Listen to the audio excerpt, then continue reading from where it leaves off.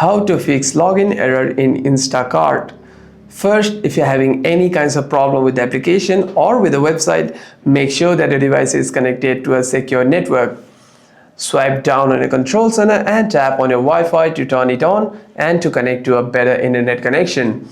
By doing so, you shouldn't be facing any problems while logging in.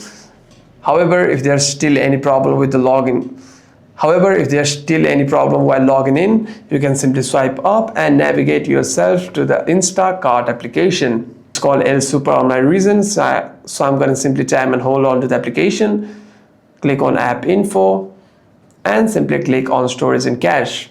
Here at the bottom of your screen, you can see two options, one to clear storage and another to clear cache.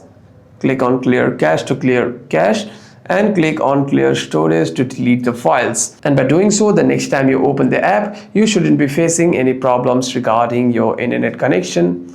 And by doing so, the next time you open the app, you shouldn't be facing any problems regarding your login. However, if there's any other kinds of problem with the application, you can simply restart your device once and open the app again.